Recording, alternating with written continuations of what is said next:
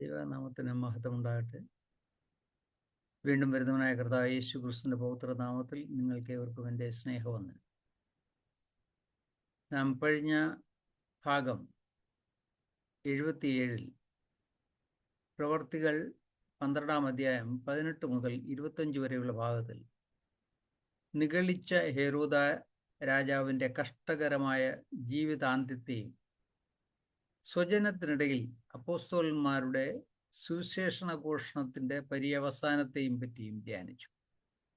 ഇന്ന് ഭാഗം 78 പ്രവൃത്തികൾ 13-ാം അധ്യായം ധ്യാനം ആരംഭിക്കുന്നതിന് മുമ്പ് സ്വജനത്തിനിടയിൽ ജാതികളിലേക്ക് സുവിശേഷ ഘോഷണം എങ്ങനെ ആരംഭിച്ചു എന്ന് ധ്യാനിക്കാം. ഇത് ഒരു മിഷണറി യാത്രയോടുകൂടി ആരംഭിക്കുകയാണ്. അത് സുവിശേഷം ഭൂലോകത്തിൻ്റെ അറ്റത്തോളം ജാതികളുടെ ഇടയിൽ എങ്ങനെ ആയിത്തീർന്നു എന്ന് നാം ധ്യാനിക്കും. അത് 13-ാം അധ്യായം തൊട്ട് 18-ാം അധ്യായം വരെ ഒന്നാം യാത്രയുടെ പ്രവൃത്തികളുടെ പുസ്തകത്തിൽ നാം കടന്നു പോകും. പ്രവൃത്തികളുടെ പുസ്തകത്തിൽ അധ്യായം 1:8 അവസാന ഭാഗത്ത് പറഞ്ഞിരിക്കുന്ന ഭൂലോകത്തിൻ്റെ അറ്റത്തോളം എന്ന സുവിശേഷ ഘോഷണത്തിൻ്റെ ആരംഭം പ്രവൃത്തികളുടെ പുസ്തകത്തിൽ 13-ാം അധ്യായം മുതൽ നിവർത്തീകരിക്കുന്നതായി നമ്മൾക്ക് കാണുവാൻ സാധിക്കും. പ്രവൃത്തികൾ 1:8 നാം വായിച്ചത്, എന്നാൽ പരിശുദ്ധാത്മാവ് നിങ്ങളുടെ മേൽ വരുമ്പോൾ നിങ്ങൾ ശക്തി ലഭിച്ചിട്ട് യെരുശലേമിലും യഹൂദ്യയിൽ എല്ലായിടവും ശമര്യയിലും ഭൂമിയുടെ അറ്റത്തോളം എൻ്റെ സാക്ഷികളും ആകും എന്ന് പറഞ്ഞു. അധ്യായങ്ങൾ 1 മുതൽ 12 വരെ സഭയുടെ കേന്ദ്രം യെരുശലേമായിരുന്നു. ആദ്യ ഭാഗത്ത് സഭയുടെ കേന്ദ്രം യെരുശലേമായിരുന്നു. അവിടെ നിന്നും സഭ യഹൂദ്യയിലും ശമര്യയിലും ചുറ്റുപാടും വ്യാപരിച്ചു. കൂടാതെ പ്രവൃത്തിയിൽ നാം കാണുന്നു, ശേഷിച്ച ഭാഗത്ത് റോം വരെയുള്ള ജാതീയ പട്ടണങ്ങളിൽ സുവിശേഷം എത്തിച്ചേർന്നു എന്ന്. അത് വ്യാപരിപ്പാനായിട്ട് ജാതീയ പട്ടണമായ സിറിയയിലെ അന്ത്യോക്യ കേന്ദ്രമായി പ്രവർത്തിച്ചു. സഭ യഹൂദന്മാരുടെ നിയമങ്ങളിൽ നിന്നും നിയന്ത്രണത്തിൽ നിന്നും സ്വതന്ത്രയാകുന്നതായിട്ട് നാം കാണാം. ഈ പുസ്തകത്തിൽ ആദ്യ ഭാഗം അധ്യായം 1 മുതൽ 12 വരെയും ബാക്കി ഭാഗമായിട്ടുള്ള വ്യത്യാസം, ആദ്യ ഭാഗത്ത് പത്രോസാണ് പ്രധാന പ്രവർത്തകൻ. രണ്ടാം ഭാഗത്ത് ഒരിക്കൽ മാത്രമേ പത്രോസിനെ കാണുന്നുള്ളൂ, അത് 15-ാം അധ്യായത്തിൽ. പുതിയ നിയമത്തിൽ 2 ലേഖനങ്ങൾ എഴുതുവാൻ പരിശുദ്ധാത്മാവ് പത്രോസിനെ ഉപയോഗിച്ചു. 13-ാം അധ്യായം ആരംഭിക്കുന്നതോടെ മറ്റാരേക്കാളും അധികമായിട്ട് ശൗലിനെ അഥവാ പൗലോസിനെ കുറിച്ചാണ് നാം വായിക്കുന്നത്. ഗ്രന്ഥകാരനായ ലൂക്കോസ് അദ്ദേഹത്തിൻ്റെ മഹത്തായ മിഷണറി യാത്രയെക്കുറിച്ചും നിരവധി സ്ഥലങ്ങളിൽ സുവിശേഷം അറിയിച്ച് സഭകൾ സ്ഥാപിച്ചതിനെക്കുറിച്ചും ക്രിസ്തുമാർഗം വളരുന്നതിനെക്കുറിച്ചും രേഖപ്പെടുത്തിയിട്ടായിട്ട് നമുക്ക് കാണുവാൻ സാധിക്കും പ്രവർത്തികളുടെ പുസ്തകത്തിൽ.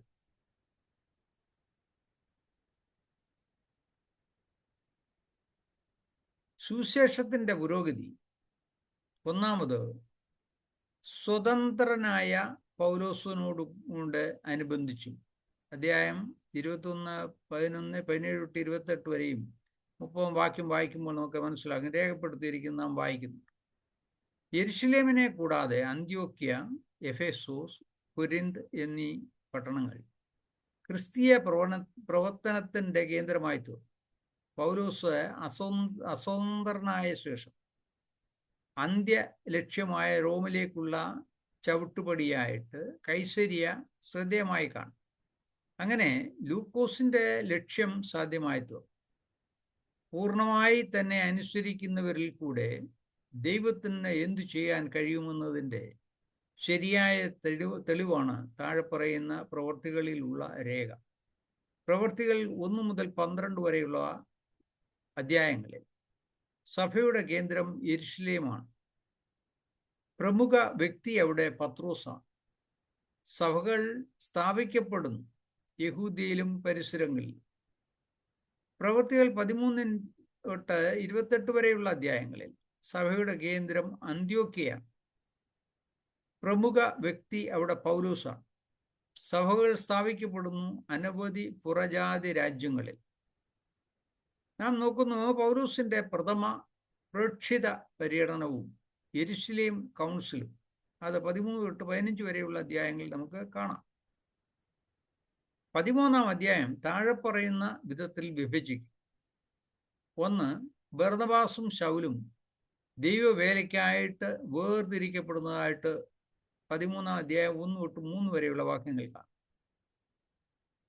കുപ്രോസിൽ പ്രവർത്തനം നടക്കുന്നതായിട്ട് 13-ന്റെ 4 തൊട്ട് 12 വരെയുള്ള വാക്യങ്ങളിലൂടെ നമുക്ക് കടന്നു പോകുമ്പോൾ മനസ്സിലാക്കാം. പിസിദ്യയിലെ അന്ത്യോക്യയിൽ 13-ാം അധ്യായം 13 മുതൽ 52 വരെയുള്ള വാക്യങ്ങളിൽ ഉള്ള പ്രവർത്തനങ്ങളിലൂടെ നമുക്ക് വായിച്ച് മനസ്സിലാക്കാൻ സാധിക്കും.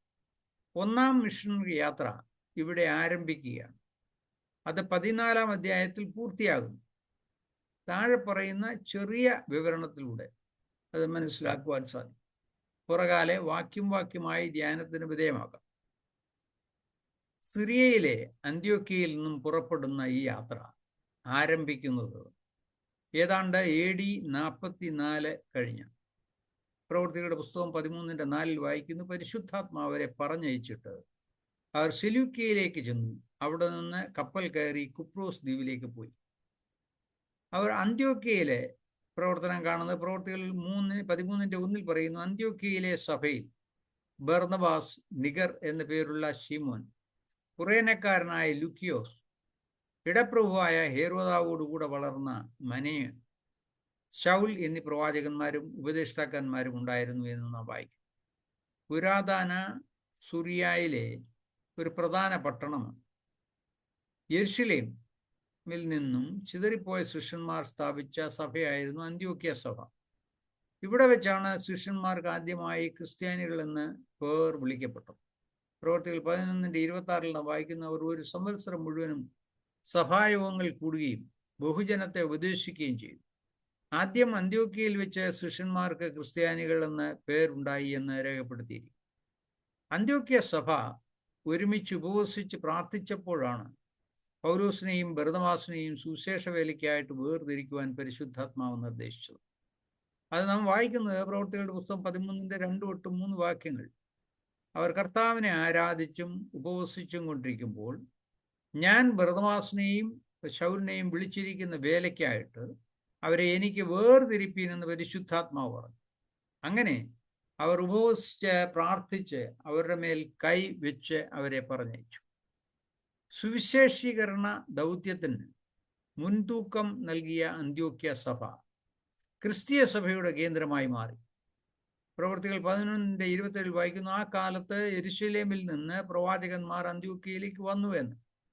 അവർ സെലൂക്യയിലേക്ക് ചെന്നു. അവിടെ നിന്നും കപ്പൽ കയറി കുപ്രോസ് ദ്വീപിലേക്ക് പോയി. സിറിയയുടെ തീരത്ത് നിന്നും 100 മൈൽ അകലെയാണ്. 100 മൈൽ സിറിയയുടെ തീരത്ത് നിന്ന് 100 മൈൽ അകലെയാണ് ഈ ദ്വീപ് സ്ഥിതി ചെയ്യുന്നത്.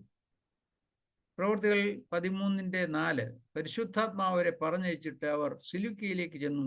അവിടെ നിന്ന് കപ്പൽ കയറി കുപ്രോസ് ദ്വീപിലേക്ക് പോയി. അവിടെ സലാമിസിൽ എത്തി പള്ളിയിൽ ദൈവവചനം പറഞ്ഞു. യോഹന്നാൻ മർക്കോസ് അവരുടെ ഭൃത്യനായി കൂടെ ചേർന്നു. പ്രവൃത്തികൾ 13-ന്റെ 5 സലാമിസിൽ ചെന്ന് യഹൂദന്മാരുടെ പള്ളിയിൽ ദൈവവചനം അറിയിച്ചു. യോഹന്നാൻ അവർക്ക് ഭൃത്യനായിട്ടുണ്ടായിരുന്നു എന്ന് രേഖപ്പെടുത്തിയിരിക്കും. അവിടെ നിന്നും ദ്വീപിൽ സ്ഥിതി ചെയ്യുന്ന ഫംഫോസിലെത്തി.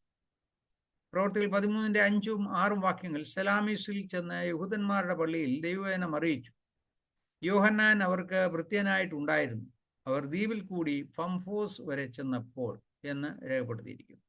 ഫംഫോസിൽ നിന്നും കപ്പൽ കയറി പംഫുല്യ ദേശത്തിന്റെ പെർഗയിലെത്തി. ഈ സ്ഥലം ഇന്ന് തുർക്കിയുടെ തെക്ക് ഭാഗമാണ്.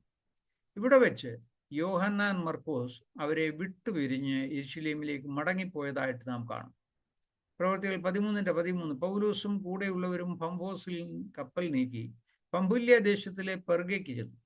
അവിടെ വെച്ച് യോഹന്നാൻ അവരെ വിട്ടുപിരിഞ്ഞ് യെരുശലേമിലേക്ക് മടങ്ങിപ്പോയി. പെർഗയിൽ നിന്ന് പുറപ്പെട്ട പിസിദ്യ ദേശത്തിലെ അന്ത്യോക്യയിലെത്തി. പ്രവൃത്തികൾ 13:14 അവരോ പെർഗയിൽ നിന്ന് പുറപ്പെട്ട് പിസ്തീയ ദേശത്തിലെ അന്ത്യോക്യയിലെത്തി. അവിടെ അവർ ജാതികളിലേക്ക് സുവിശേഷം അറിയിപ്പാൻ തിരിഞ്ഞു. പ്രവൃത്തികൾ 13:46 അപ്പോൾ പൗലോസും ബർന്നബാസും ധൈര്യം പൂണ്ട ദൈവവചനം ആദ്യം നിങ്ങളോട് പറയുന്നത് ആവശ്യമായിരുന്നു. എന്നാൽ നിങ്ങൾ അതിനെ തള്ളി നിങ്ങളെ തന്നെ നിത്യജീവൻ അയോഗ്യരെന്ന് വിധിച്ചു കളയുന്നതിനാൽ ഇതാ ഞങ്ങൾ ജാതികളിലേക്ക് തിരിയുന്നു എന്ന് അവിടെ ലൂക്കോസ് രേഖപ്പെടുത്തിയിരിക്കുന്നു. അവിടെ നിന്നും ഇക്കോന്യയിലേക്ക് പോയി. പ്രവൃത്തികൾ 13:51 എന്നാൽ അവർ തങ്ങളുടെ കാലിലെ പൊടി അവരുടെ നേരെ തട്ടിക്കളഞ്ഞു ഇക്കോന്യയിലേക്ക് പോയി. ഇവിടെ ഇക്കോന്യയിൽ അവർ വളരെ കാലം പാർത്തു. പത്രോസ് പ്രവൃത്തികൾ 14:3 പറയുന്നു, എന്നാൽ അവർ വളരെ കാലം അവിടെ പാർത്തു, കർത്താവിൽ ആശ്രയിച്ച് പ്രാഗൽഭ്യത്തോടെ പ്രസംഗിച്ചുകൊണ്ടിരുന്നു. അവൻ തൻ്റെ കൃപയുടെ വചനത്തിന് സാക്ഷി നിന്നു. അവരുടെ കയ്യാൽ അടയാളങ്ങളും അത്ഭുതങ്ങളും ഉണ്ടാകുവാൻ വരം നൽകി. ഇക്കോന്യയിൽ നിന്ന് ലൂസ്ത്ര, ദർബ എന്ന ലുക്കവോന്യ പട്ടണത്തിലേക്കും ചുറ്റുമുള്ള ദേശത്തിലേക്കും ഓടിപ്പോയി. പ്രവൃത്തികൾ 14:6-7 ദർബ എന്ന ലുക്കവോന്യ പട്ടണത്തിലേക്ക് ചുറ്റുമുള്ള ദേശത്തിലേക്ക് ഓടിപ്പോയി അവിടെ സുവിശേഷം അറിയിച്ചു പോന്നു. ലൂസ്ത്ര ദക്ഷിണ ഗലാത്യയിലെ ഒരു വലിയ പട്ടണം. റോമാ കൈസരുടെ കാലത്ത് റോമ പൗരത്വം ലഭിച്ച അനേകരെ അവിടെ പാർപ്പിച്ചിരുന്നു. ധാരാളം യഹൂദന്മാരും ഇക്കൂട്ടത്തിൽ ഉണ്ടായിരുന്നു. എങ്കിലും ഇത് വിഗ്രഹാരാധനയ്ക്ക് പേരുകെട്ട ഒരു പട്ടണമായിരുന്നു. പ്രവൃത്തികൾ 14:13 പട്ടണത്തിലെ മുൻപുള്ള ഇന്ദ്രക്ഷേത്രത്തിലെ പുരോഹിതൻ കാളകളെയും പൂമാലകളെയും ഗോപുരത്തെങ്കിൽ കൊണ്ടുവന്ന് പുരുഷാരത്തോടുകൂടെ യാഗം കഴിപ്പാൻ ഭാവിച്ചു. 2 തിമോത്തിയോസ് 3:14 പറയുന്നു, അന്ത്യോക്യയിലും ഇക്കോന്യയിലും ലൂസ്രയിലും എനിക്ക് സംഭവിച്ച ഉപദ്രവവും കഷ്ടാനുഭവവും കണ്ടറിഞ്ഞിരിക്കുന്നു. ഞാൻ എന്തെല്ലാം ഉപദ്രവം സഹിച്ചു, അതിൻ്റെ എല്ലാറ്റിൽ നിന്നും കർത്താവ് എന്നെ വിടുവിച്ചു. പ്രവൃത്തികൾ 16:1 പറയുന്നു, അവൻ ദർബയിലും ലൂസ്രയിലും ചെന്ന് അവിടെ വിശ്വാസമുള്ള ഒരു യഹൂദ സ്ത്രീയുടെ മകനായി തിമോഥെയോസ് എന്നു പേരുള്ള ഒരു ശിഷ്യൻ ഉണ്ടായിരുന്നു.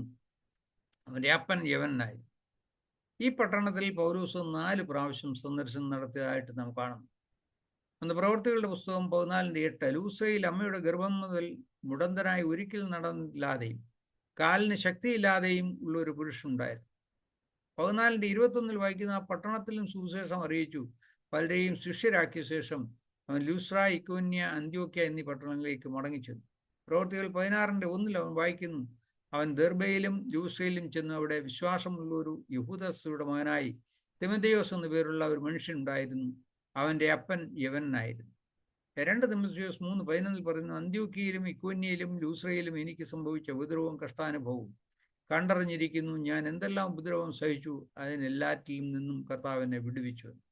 ലൂസ്രയിൽ പുരുഷാരം പൗലോസിനെ കല്ലെറിയുന്നതായിട്ട് നാം കാണുന്നത് 14-19 വാക്യത്തിലാണ്. എന്നാൽ അന്ത്യോക്യയിൽ നിന്നും ഇക്കോന്യയിൽ നിന്നും യഹൂദന്മാർ വന്ന് കൂടി പുരുഷാരത്തെ വശത്താക്കി പൗലോസിനെ കല്ലെറിഞ്ഞു. അവൻ മരിച്ചു എന്ന് വിചാരിച്ചിട്ട് അവനെ പട്ടണത്തിന് പുറത്തേക്ക് ഇഴച്ച് കളഞ്ഞു. അവിടെ നിന്നും അവർ ദർബയിലേക്ക് പോയി. പ്രവൃത്തികൾ 14:20 എന്നാൽ ശിഷ്യന്മാർ അവനെ ചുറ്റി നിൽക്കുകയിൽ അവൻ എഴുന്നേറ്റ് പട്ടണത്തിൽ ചെന്ന് പിറ്റേന്നാൾ ബർന്നബാസിനോടുകൂടെ ദർബയ്ക്ക് പോയി. അവിടെ നിന്നും അവർ തിരികെ ലൂസ്ര, ഇക്കോന്യ, പിസിദ്യ, അന്ത്യോക്യയിലെത്തി. പ്രവൃത്തികൾ 14:21 ആ പട്ടണത്തിലും സുവിശേഷം അറിയിച്ച് പലരെയും ശിഷ്യരാക്കിയ ശേഷം അവർ ലൂസ്ര, ഇക്കോന്യ, അന്ത്യോക്യ എന്നീ പട്ടണങ്ങളിലേക്ക് മടങ്ങിച്ചെന്നു. അവിടെ നിന്നും പിസിദ്യയിൽ കൂടി പംഫുല്യയിലെത്തി. പ്രവൃത്തികൾ 14:24 അവർ പിസിദ്യയിൽ കൂടി കടന്ന് പംഫുല്യയിലെത്തി. അവിടെ നിന്നും പെർഗയിൽ കൂടി അത്തല്യയ്ക്ക് പോയി. പ്രവൃത്തികൾ 14:25 പെർഗയിൽ വചനം പ്രസംഗിച്ച ശേഷം അത്തല്യയ്ക്ക് പോയി.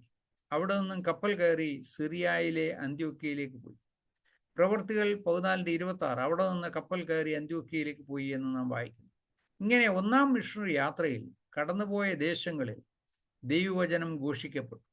ഈ യാത്ര ഏതാണ്ട് AD 49 പര്യവസാനിച്ചിരിക്കാം. AD 49 പര്യവസാനിച്ചിരിക്കാം. ഇത് ആരംഭിച്ചത് ഏതാണ്ട് AD 44 ഓർക്കണം. ആ കാലഘട്ടം തൊട്ട് 49 വരെ അദ്ദേഹം 1-ാം മിഷണറി യാത്ര ചെയ്ത് അനേകരെ ദൈവസേവയിലേക്ക്, ദൈവകൃപയിലേക്ക് വളർത്തി കൊണ്ടുവന്നു. അനേകരെ രക്ഷിച്ചു. ജാതികളുടെ ഇടയിൽ ദൈവവചനം ഘോഷിക്കപ്പെടുവാൻ തക്കവണ്ണം ദൈവത്തിൻ്റെ പരിശുദ്ധാത്മാവ് പൗലോസിനെ ശക്തീകരിച്ചു, ഭരതമാസനെ ശക്തീകരിച്ചു, മറ്റ് അപ്പോസ്തലന്മാരെ ശക്തീകരിച്ചു. ദൈവവചനം ഘോഷിക്കപ്പെടുന്നത് ദൈവഹിതാനുസരണമാണ്. ഒരു വ്യക്തി ആ ദൈവഹിതാനുസരണം തന്നെ ഏൽപ്പിച്ചു കൊടുക്കുമ്പോൾ ആ വ്യക്തിയിലൂടെ വചനഘോഷണം സാധ്യമായി തീരുകയും അത് മറ്റുള്ളവരുടെ ജീവിതത്തിൽ ഉൾക്കൊണ്ട് അവർ മാനസാന്തരത്തിൻ്റെ അനുതാപത്തിൻ്റെ അനുഭവത്തിലൂടെ പരിശുദ്ധാത്മാവിനെ പ്രാപിക്കുകയും ശുദ്ധീകരണം പ്രാപിക്കുകയും കർത്താവ് യേശു ക്രിസ്തുവിനെ സ്വന്തം രക്ഷിതാവായി സ്വീകരിപ്പാൻ തക്കവണ്ണം ഇടയായിത്തീരുകയും ചെയ്യും. അങ്ങനെ വരുമ്പോഴാണ് ഒരുവനിൽ നിന്ന് മറ്റൊരുവിലേക്ക് പകർന്നു കൊടുക്കുന്ന ദൈവകൃപ അത് വ്യാപരിക്കുന്നത്. ഇന്ന് തലമുറകളിലേക്ക് ആ ദൈവകൃപ വ്യാപരിച്ചു കൊണ്ടിരിക്കുന്നത് ഓരോ വ്യക്തികളും അതിനായിട്ട് തുനിഞ്ഞിറങ്ങുമ്പോഴാണ്. നാം ഓരോരുത്തരിൽ നിന്നും നല്ല ഫലം ദൈവം പ്രതീക്ഷിക്കുന്നു. ആ ഫലമാണ് ദൈവീയ വേല ചെയ്യുക, മറ്റുള്ളവരെ സ്നേഹിക്കുക, മറ്റുള്ളവരെ കരുതുക, മറ്റുള്ളവർക്ക് നന്മകൾ ചെയ്യുക. ഈ പ്രവർത്തനങ്ങളിലൂടെ മാത്രമാണ് നാം മുന്നോട്ട് പോകേണ്ടത്. നാം സ്നേഹിക്കുന്നത് എല്ലാവരെയും ആയിരിക്കണം ഒരുപോലെ. നമ്മെപ്പോലെ തന്നെ മറ്റുള്ള സഹോദരന്മാരെയും സ്നേഹിക്കുക, അവരെയും കരുതുക. അങ്ങനെ ഉണ്ടെങ്കിൽ ലോകത്ത് സമാധാനത്തിന് കുറവുണ്ടാകത്തില്ല, സമാധാനം ഉണ്ടാകും.